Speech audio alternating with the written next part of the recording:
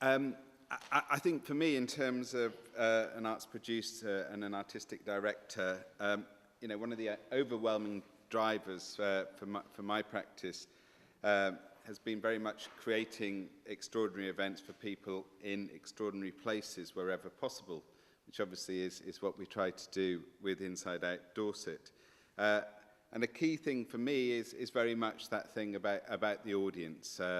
And the fact that often by working in outdoor places and other places that you can bring different people to those places for those events. And I think the play, the moments that Case was just talking about at the end there, I think also in terms of some of the work and some of the conversations that we've had with heritage organisations and heritage and partners, that's been a shared journey that we've sort of gone on together, that actually there is something, as well as the place, there's something that's very important about the audience and sort of extending the reach of those places to a different audience. And, for us, for Simon and I, in terms of developing Inside Out, what we've done with the whole Dorset context is these two things of both trying to place existing work that's made for the outdoors where it fits absolutely with an outdoor location or with themes or issues to do with those places. So an example could be talking about placing the bell, the piece that was shown to 2,000 or shown with 2,000 people last night in the town square of Blandford, a show about war and Blandford very much being a town with which has a significant military history and military population, just being an example of how you sort of try and fit projects together. But then the other thing that we've been able to do in each festival is to actually commission projects and commission projects where there's an absolute journey that we go on in terms of our journey, the artist's journey, and all the partners that we're working with in terms of actually making new work that's for specific landscape.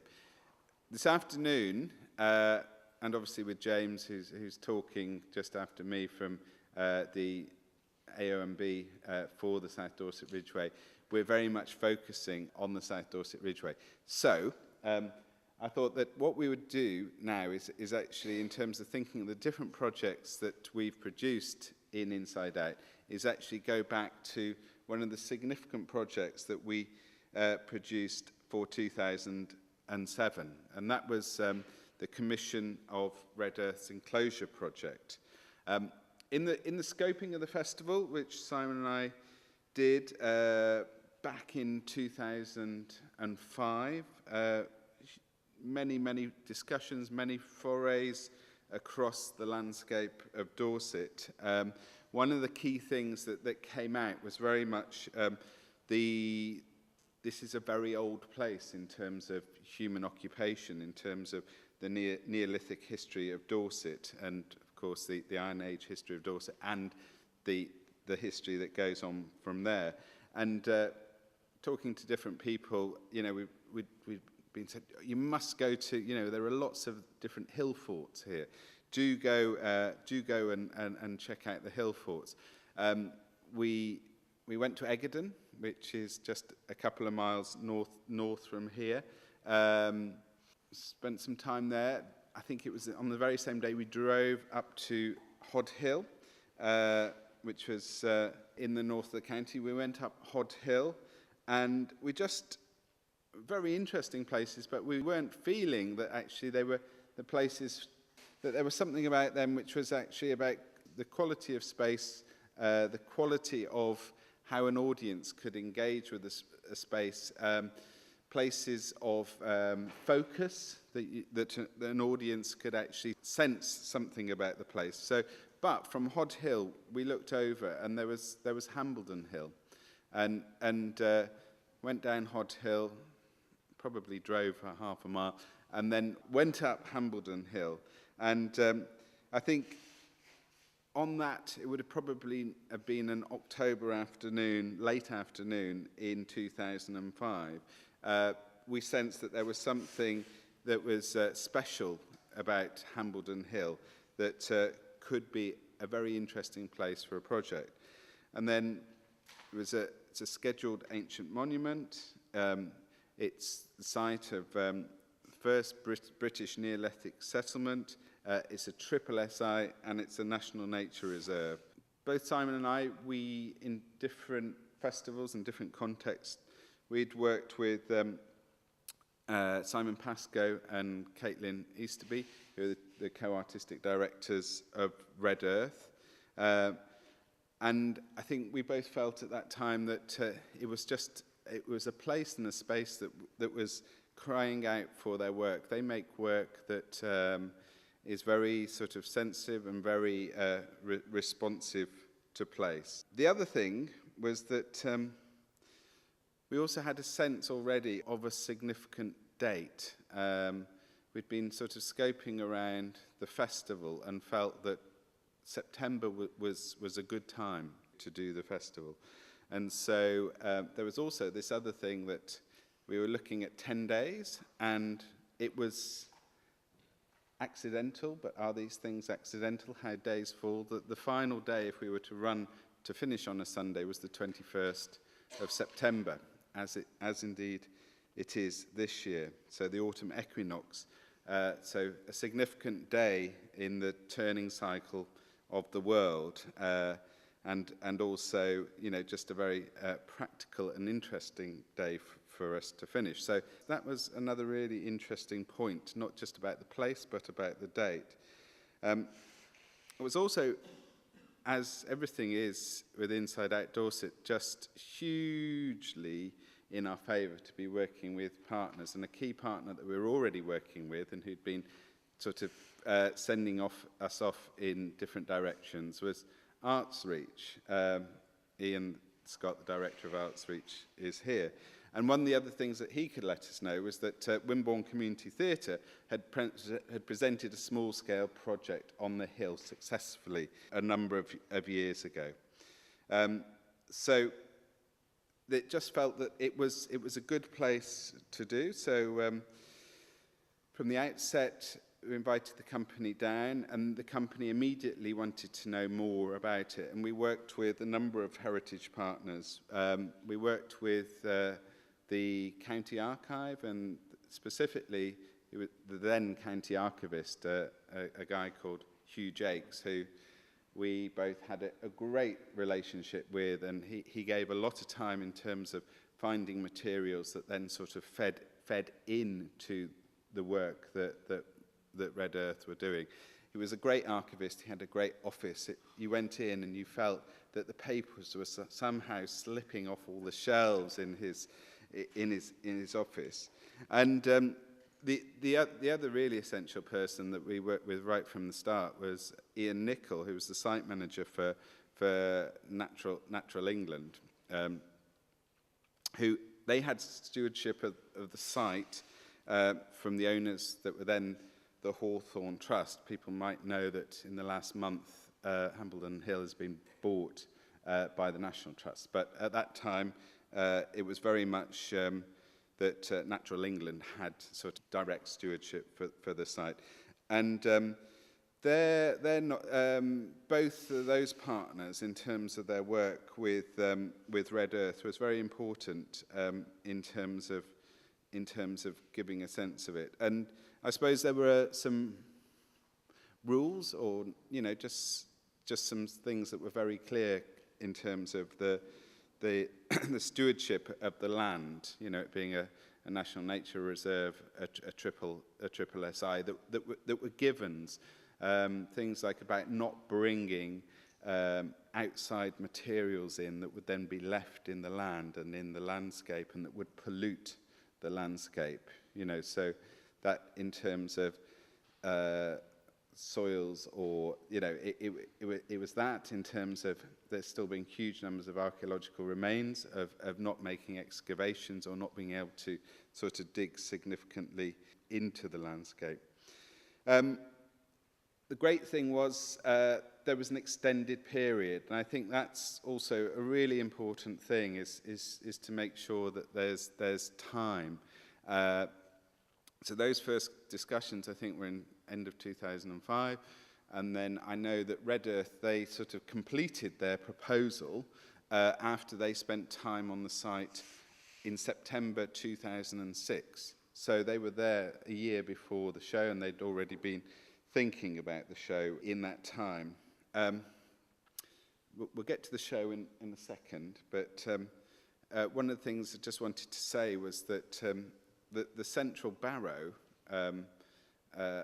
on Hambledon Hill, very, very significant structure, but a structure that in the enlightened Victorian archaeological dig times essentially had the whole centre dug out of it and removed in terms of for scientific research, but scientific research with a Victorian's eye in terms of actually trying to find out what was under the ground.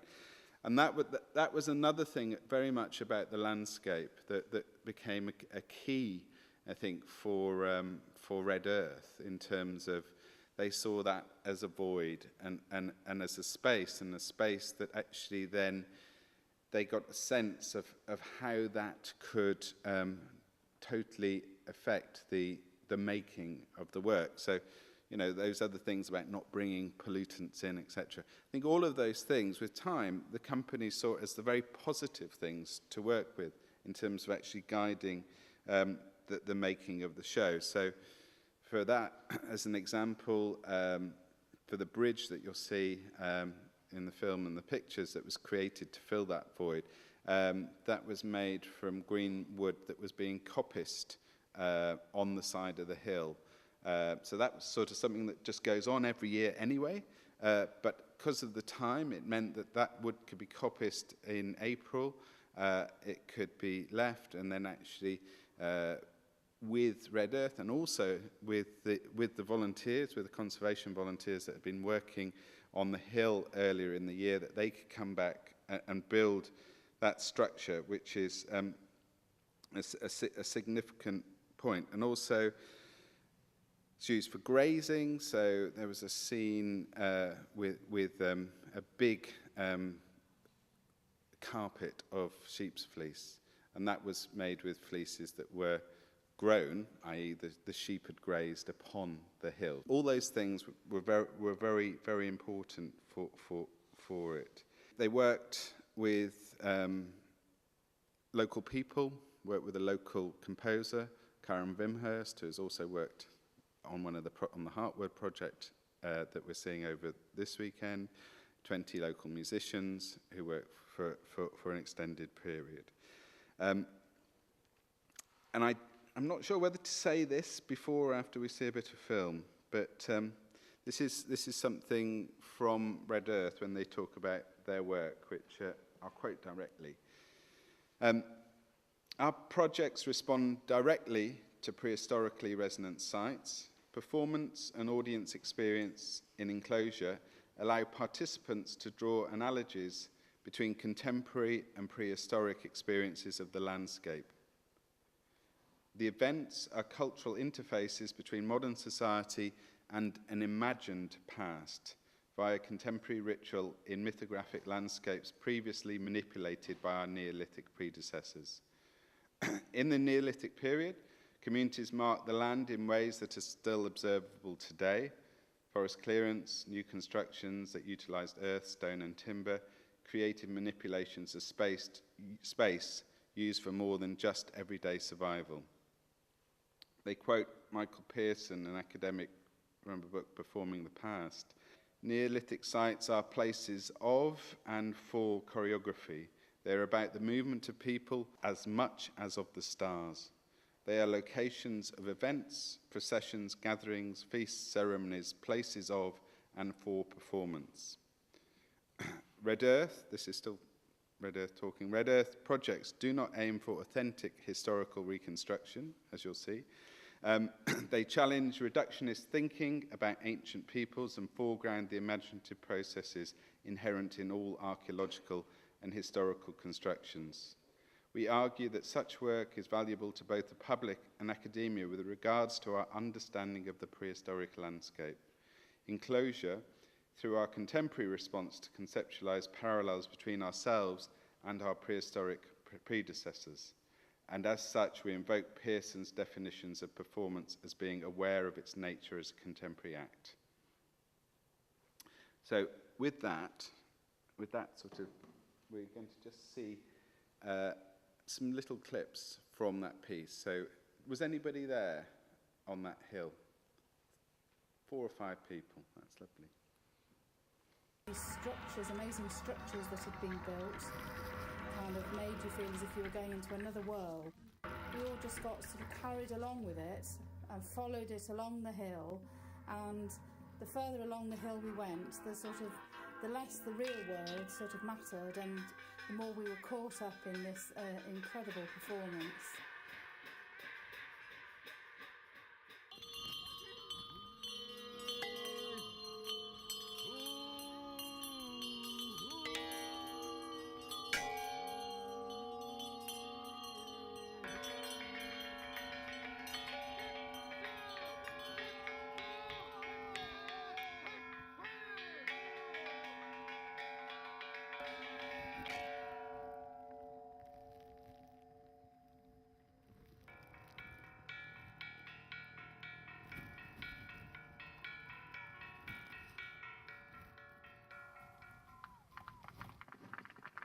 Very lucky, to see so many things, and all of this to be free is just amazing. I hope that gives some sense. The other thing that was really interesting was actually having a base where everyone gathered, and the gathering was very important. It was Shroton Cricket Club, but also it meant that there was a space for people to gather. There was space for our different partners to have exhibitions, and so there was a sense of people gathering for an event. And then I think what was really important was that it was the day. It was the final day of that festival in 2007, and it had been raining all morning, and we were actually really pleased about that because our production manager got really worried because we'd had, by that point, about 30,000 people to the different events in the festival, which was more than we'd thought that we would get. And, in terms of all of our discussions about the sensitivity of the site, we'd been thinking it would be 500 to 750 people, and that the site, that would work both in terms of the focus of the playing of the piece, but also in terms of the site. But with it raining, it meant that only when we gathered at the bottom of the hill, it was I think about 740 people that were counted that went through the bottom gate. But it's also this thing for us, which is about the very active spectator. So people had to go through this 1 mile walk, which took them up into this other world. That the big white flags was sort of a gateway that went into the sort of prehistory world. The musicians, the 20-odd musicians that had been working with Karen, were there as the sort of heralds of this other world. The Anatushi, who's the Buto dancer, he became this symbolic figure for all of us, and he made this journey across the different sections of the hill,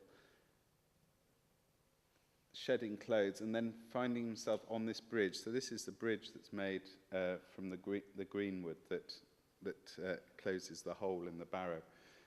And that was a really particular moment, because it was timed that was the moment sort of both between life and death, and sort of him as a character sort of moving from a living character to like a ghost character, so the ghost characters that were of the place, and also in terms of the turning of the seasons, it was the turning from summer to autumn in terms of the timing.